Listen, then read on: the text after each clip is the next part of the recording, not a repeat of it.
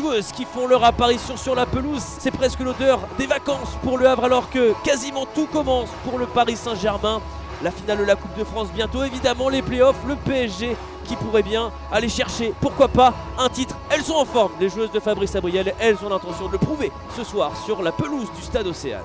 Il faut que les joueuses apprivoisent un peu aussi le travail du staff et voilà, c'est ce qui s'est passé. Pour l'instant, ils le digèrent plutôt bien. Ouais, je vous coupe avec le premier centre tenté par Elisa de Almeida. C'est dangereux, ça force Lisa Lichfus à se déployer, accompagner ce ballon. Est-ce qu'elle l'a touché? Je n'en suis pas persuadé. Là, il y a forcément danger sur coup de pied arrêté avec ce Paris Saint-Germain. La sortie peut-être de Lisa Lichfus, ça va être repris par Michaela Cardia dans l'axe, il y a du monde, il faut dégager ça côté parisien. Ça va défendre à l'emporte-pièce et il va y avoir immédiatement le premier but inscrit par le Paris Saint-Germain après 11 minutes de jeu. C'est Gridge Mbok qui marque je crois. Il y avait beaucoup de monde dans la surface, le but de Gridge Mbok dès la première finalement frappe cadrée. Gridge Mbok, la défenseur international tricolore qui marque donc le but du 1-0, son deuxième de la saison. Il faut qu'elle reprenne cette marche en avant. Avec Melinda Mendy, il va y avoir un appel proposé par Laurie Kans. Elle va la servir. Laurie Kans qui peut peut-être égaliser. Mary Herbst qui est sortie fort à propos. C'est pas terminé. On s'est un peu trompé. Et l'égalisation de Melinda Mendy sur cette erreur d'Eva Gaetino. Le Paris Saint-Germain n'aura été devant que 2 minutes. Ça fait désormais un but partout. Et le Havre est récompensé de son audace et de son entame conquérante. Un partout. Le contre qui s'est dessiné avec Romé Leuchter qui va pouvoir trouver une solution. La frappe, le poteau heurté par Crystal Den, l'américaine. Pas en réussite là. La frappe en première intention. Le contre qui avait été plutôt bien mené, même très bien mené par le PSG. Manque de réussite là derrière. Pour le staff les corners qui s'accumulent, ils sont jamais évidents.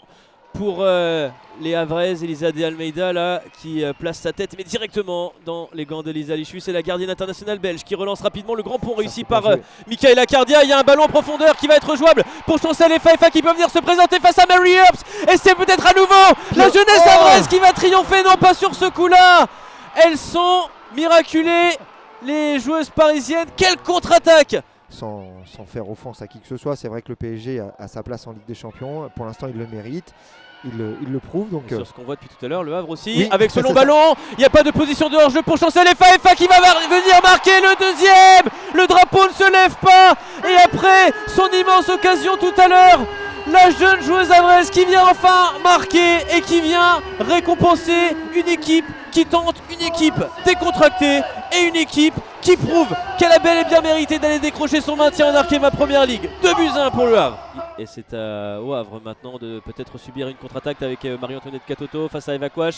Marie Katoto qui peut peut-être venir défier Lisa Lichfus. Il va y avoir un contact dans la surface de réparation, mais Madame Elbourg est certaine qu'il n'y a pas pénalty. Elle l'a indiqué immédiatement sur ce contact entre Eva Quash et Marie Katoto.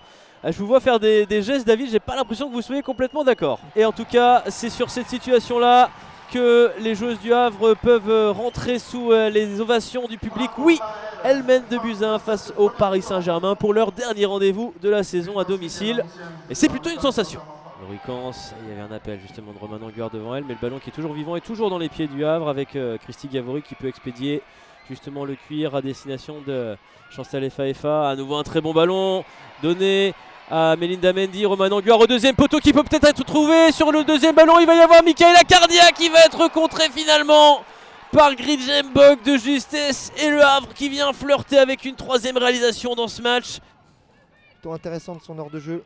Ouais, compliqué là cette tentative d'Eden Le Guy pour aller chercher Melinda Mendy. Ce ballon qui est perdu, qui peut profiter à Corbin Albert, une des deux entrantes là, qui comme vous l'annonciez peut amener de la profondeur, percuter. Elle va avoir le contre favorable là, pouvoir servir Joy Chegini qui envoie une superbe frappe. Ça prenait la direction de la lucarne. Elisa Lichfus qui s'envole elle aussi.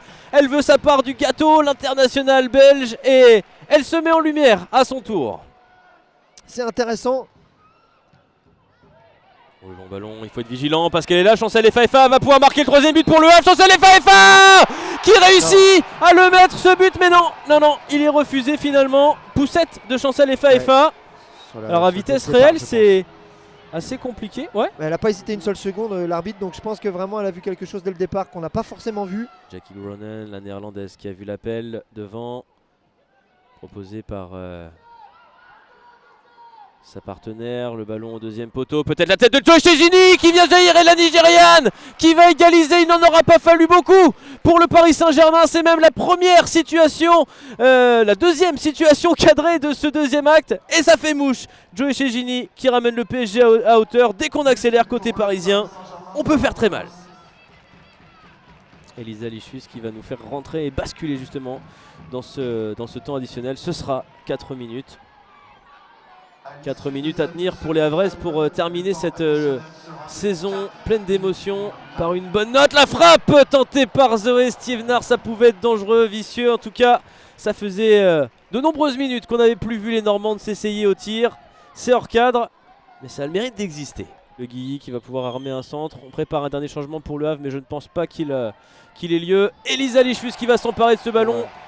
Et on va en rester là. Le Paris Saint-Germain doit se satisfaire du point du match nul, mais ce dernier fait son bonheur. Les Parisiennes sont assurées désormais de terminer deuxième dans la phase régulière de cette Arkema Première Ligue. Les Parisiennes qui affronteront d'autres Parisiennes à domicile en demi-finale de play-off. Rendez-vous entre le PSG et le Paris FC pour une place en finale.